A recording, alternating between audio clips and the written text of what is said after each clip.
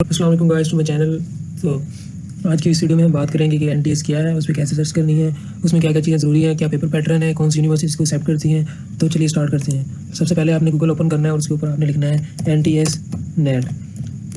ठीक है, तो ये आपको एनटीएस की ऑफिशियल वेबसाइट ओपन हो जाएगी, इसको आपने ओपन कर लिया। तो जब आप एनटीएस की वेबसाइट ओपन करेंगे तो कुछ इस तरह की आएगी। इसमें जो भी इंपॉर्टेंट अपडेट्स होती हैं वो पहले आपको शो कर देता है, क्योंकि अभी कोरोना वायरस चल रहा है, तो वो कह रहे हैं कि अभी डेट्स वगैरह नई दोबारा से स्टार्ट होंगी, दोबारा से वो सिलसिला स्टार्ट होगा, तो यहाँ से आपको इसको क्लोज कर देना है। तो वो ऐड लगाई हुई इन्होंने, ऐड चल गई। तो उसके बाद देखिए, अगर आपने नेट में अप्लाई करना है तो वो आप यहाँ से करेंगे।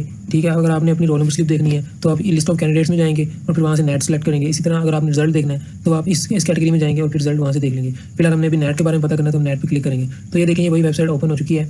इसमें लिखा हुआ है नेट क्या है और ये कब देते हैं। इसमें जो सबसे पहली चीज़ मैं आपको बताऊंगा वो है कि यूनिवर्सिटीज़ कौन सी इसको एक्सेप्ट करती हैं। तो ये टोटल 32 यूनिवर्सिटीज़ हैं जो इसको एक्सेप्ट करती हैं। ये आप पढ़ लीजिएगा खुद ही, लेकिन जिसमें मेन बात है वो मैं आपको बता दूं। जैसे कि ये लिखा हुआ है कायद-ए-आज़म यूनिवर्सिटी इस्लामाबाद, तो लेकिन नीचे ये भी लिखा हुआ है Quaid-e-Azam school of management sciences and school of economics department of pharmacy.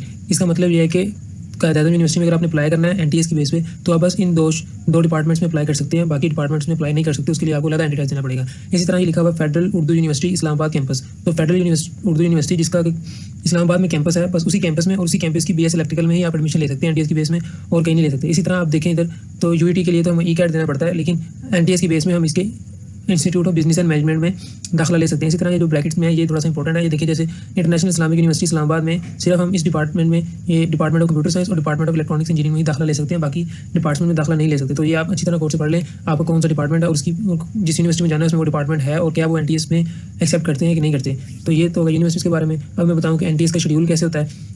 Year में 12 होते हैं, ठीक है, और एक टेस्ट की आपकी वैलिडिटी 1 साल होती है। इसकी जो होता है पहले आपकी डेट अनाउंस होती है, ठीक है, टेस्ट डेट, इसका हर टेस्ट संडे को ही होता है। तो पहले टेस्ट डेट अनाउंस हो जाती है, डेट अनाउंस के बाद आपको टाइम देते हैं कि अप्लाई करने का। जैसे फॉर एग्जांपल मंडे 23 दिसंबर को डेट अनाउंस होगी कि आपका टेस्ट है जो वो संडे 19 जनवरी को है। इसी तरह लास्ट डेट आ जाती है, फिर आ जाती है आपकी roll number slip. Roll number slip में भी 2-3 दिन आगे हो जाती हैं, क्योंकि इलेक्ट्रॉनिक प्रोसेसर, तो हो सकता है कि 2-3 दिन डिले हो जाए। रोल नंबर स्लिप भी आपकी आ जाएगी, वो भी ऑनलाइन ही होगी और आपने उसको प्रिंट कराना होगा और फिर आपको लेके जानी होगी वो रोल नंबर स्लिप। उसके बाद एनटीएस के तकरीबन 1 हफ्ते बाद आपका रिजल्ट आ जाता है ऑनलाइन। लेकिन मेरे केस में रिजल्ट नहीं आया था, रिजल्ट 2 हफ्ते बाद आया था मेरा रिजल्ट, ठीक है। उसके बाद आपका रिजल्ट कार्ड है जो आपको घर में मिल जाता है। तो वो देखिए लिखा हुआ डिस्पैच 31 जनवरी, तो 31 जनवरी को वो आपको डिलीवर कर देंगे, यानी वो टीसीएस कर देंगे तब, और 2-3 दिन में आपको पहुंच जाएगा। इसमें भी मुझे थोड़ा मसला हुआ था, क्योंकि मेरे रिजल्ट के 3 से 4 हफ्ते बाद मेरा रिजल्ट नहीं आया था। तो फिर मैंने इनको एप्लीकेशन दी थी, कॉल की थी, और फिर मेरा रिजल्ट आ गया था। तो आपने परेशान नहीं होना, आपका रिजल्ट भी आ जाएगा। इसी तरह बैक करते हैं, और उसके बाद है डिस्ट्रिक्ट की लिस्ट कि कौन कौन से शहरों में ये होते हैं। ये नॉर्मली अगर स्टूडेंट ज़्यादा अप्लाई करें तो ये इन तमाम शहरों में होंगे, लेकिन अक्सर होता है कि स्टूडेंट कम अप्लाई करते हैं तो फिर जो नियरेस्ट बड़ा शहर होता है उसमें हो जाता है। मेरे को इसमें मैंने टेस्ट दिया था लाहौर में जाकर दिया था, लेकिन मैं रहता फैसलाबाद में हूँ। तो फैसलाबाद ये तब होता है जब बच्चे बहुत कम थे, तो फैसलाबाद के जो बच्चे थे वो भी लाहौर में जाकर दे रहे थे। तो आपने टेस्ट, अगर आपको डिस्ट्रिक्ट से दूर भी है, बाहर भी है, तो आपने टेस्ट छोड़ना नहीं है, आपने टेस्ट को पूरा दे के आना है, अटेम्प्ट करके आनी है। मेरे दोस्त ने वो टेस्ट छोड़ा था, लेकिन वो फिर बाद में पछताए थे, काश हम भी दे आते। लेकिन तो आपने कोशिश करनी है कि अगर आपने अप्लाई किया तो आप ज़रूर देखें। तो ये आप देख लें कौन कौन थे। और फिर इसके बाद है हाउ टू रजिस्टर में देखें for online registration click here, तो आपने यहाँ क्लिक करना है। उसके बाद ये एनटीएस का भी खुल जाएगा, ठीक है। अगर आप तो फर्स्ट टाइम अप्लाई कर रहे हैं तो फिर आपने यहाँ पे क्लिक करना है रजिस्टर नाउ पे। तो अगर आप चाहते हैं कि मैं आपको ये दोबारा प्रोसेस सारा करके दिखाऊँ तो आप मुझे प्लीज़ कमेंट्स में बताएं और लाइक करके वीडियो को, फिर मुझे बताएं कि आप ये इस पर गाइड चाहते हैं तो मैं इस पर भी गाइड बना दूँगा, ठीक है। बहरहाल उसके बाद अगर आपको अकाउंट बना हुआ है तो आपने यहाँ से लॉगिन करना है, और फिर उसके बाद आपको बता देगा रजिस्ट्रेशन कैसे करनी है। इसी तरह दिखा इसकी फ़ीस देखें लिखी हुई है, 700 रुपये इसकी एक फ़ीस है, ठीक है। फ़ीस के साथ आपने वो फ़ीस आपने इनको सेंड भी करनी होती है उसकी कॉपी, ठीक है। तो आप इधर पढ़ लें हाउ टू रजिस्टर, फिर इनको डॉक्यूमेंट्स आपने सेंड भी करने होते हैं बाय पोस्ट, ठीक है। तो वो आप यहाँ से पता चल जाएगा कौन कौन से डॉक्यूमेंट्स आपने सेंड करने हैं। इसी तरह आपने सारी इंस्ट्रक्शंस खास तौर पर पढ़ के जानी है कि टेस्ट डे के सेंटर में आपको कौन कौन से डॉक्यूमेंट्स चाहिए। यहाँ पे आ जाएगा टेस्ट डे इंस्ट्रक्शंस पे, ये भी आपने पढ़ के जानी है। और आपने तो कोशिश तो करनी है कि टाइम से पहले 10 मिनट पहुँच जाएँ, ठीक है, और लेट नहीं होना। वो इन्होंने लिखा हुआ है कि आधे घंटे तक आपको वो एंटरटेन करेंगे, यानी अगर आप टेस्ट स्टार्ट हो गया और आधे घंटे के अंदर आ गए हैं तो आपको बिठा लेंगे, लेकिन वो उसके बाद नहीं बिठाएंगे। तो ये आप देख लें कि, और फिल कैसे करना है, सर्कल फिल ऐसे ही करना है बिल्कुल, कंप्यूटराइज चेकिंग होगी। तो कोशिश करें कि देखें ये और ये बिल्कुल सही है, लेकिन आंसर सही है, लेकिन वो इसी को करेक्ट मानेंगे, इसको करेक्ट नहीं मानेंगे, क्योंकि कंप्यूटर बेस्ड चेकिंग है।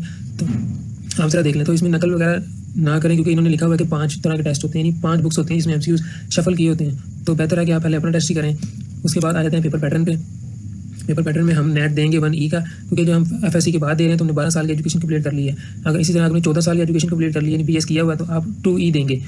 तो इसमें देखें तो इंग्लिश के 20 एमसीक्यूज होते हैं, एनालिटिक्स के 20 होते हैं, क्वांटिटेटिव के 20 होते हैं और सब्जेक्ट के 30 होते हैं। टोटल एमसीक्यूज 90 होते हैं और ये 100 मार्क्स के होते हैं। अगर आपने मेरे इसमें आए थे 88 मार्क्स आए थे। अगर आप जानना चाहते हैं कि वो मेरे कैसे आए थे तो आपको यहाँ लिंक मिल जाएगा वीडियो में, आप जाके देखिए, मैंने वहाँ पे सारा एक्सप्लेन किया हुआ है कि एमसीक्यूज को अटैम्प्ट कैसे करने हैं और मेरे इतने नंबर कैसे आए थे। इसी तरह अगर हम नीचे आ जाएँ, अब ये इंग्लिश के 20 एमसीक्यूज कैसे आएंगे, तो ये देखिए इंग्लिश के 20 एमसीक्यूज में पहले 5 होंगे सेंटेंस कंप्लीशन के, फिर होंगे एनालॉजी के, फिर होंगे एंटोनिम, फिर कंप्रीहेंशन, फिर सिनोनिम्स। तो अगर तो आपने सेकंड ईयर के पेपर देने हैं तो आप उसके एमसीक्यूज अच्छी तरह तैयार कर लें, ठीक है, और फर्स्ट ईयर के भी तैयार कर लें, तो इस तरह आपके ये पोर्शन क्लियर हो जाएगा। इसमें जो सबसे आसान होता है वो होता है सब्जेक्ट्स के, फिजिक्स केमिस्ट्री मैथ के बेसिक से क्वेश्चन होते हैं, वो कोई मसला नहीं होता। सबसे पहले आपने करने भी यही अटैम्प्ट है। उसके बाद जो मेन मसला होगा जो आपको तैयारी में हर्डल होगी जिसमें आपको फंसाएंगे वो होगा एनालिटिकल और क्वांटिटेटिव। अगर आप चाहते हैं कि मैं एनालिटिकल के क्वेश्चन सॉल्व करूँ तो आप मुझे जरूर बताइएगा, क्योंकि वो आपको इसी में फंसाएंगे, ठीक है।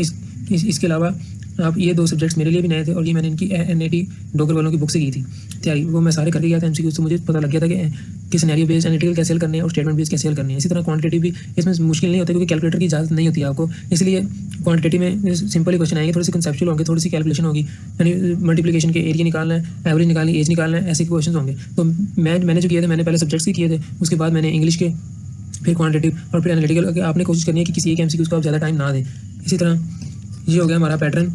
और कॉन्टैक्टर्स में अगर आपको कहीं भी मसला है, किसी भी रिजल्ट में मसला है, रोल नंबर में मसला है, तो आप इसमें फ़ोन करके पूछ सकते हैं। जब मेरा रिजल्ट नहीं आया था तो मैंने भी इसी नंबर पर फ़ोन किया था, तो 2-3 दफ़ा ट्राई की थी तो मिल गया था, तो फिर उन्होंने मेरी क्वेरी को अच्छी तरह हल किया था और फिर मुझे रिजल्ट भेज दिया था। तो मुझे मैं बात बताना चाहता हूँ कि वो आप एक दफ़ा ये खुद NTS की वेबसाइट को ओपन करें और ये सारे इंस्ट्रक्शंस खुद पढ़ लें, इसमें ज़्यादा टाइम नहीं लगता। उसके बाद आपको जो मेन मसला तैयारी में होगा वो आपको एनालिटिकल में और क्वांटिटी में होगा और वो आप खुद कर लें, खुद कर सकते हैं। अगर उसमें कोई हेल्प चाहिए तो मुझे बताया, मैं कर दूँ, मैं भी सॉल्व करूँगा पेपर्स। थैंक यू वीडियो को देखने का। इसी तरह अगर आपने अभी तक मेरे चैनल को सब्सक्राइब नहीं किया तो प्लीज़ कर दें। इसी तरह मैं आपको इंपॉर्टेंट अपडेट्स बताता रहूँगा एंटी टेस्ट के बारे में और एग्जाम के रिलेटिव्स बताता रहूँगा कैसे हल करना है। तो थैंक यू, मिलते हैं नेक्स्ट वीडियो में। ओके, अल्लाह हाफिज़।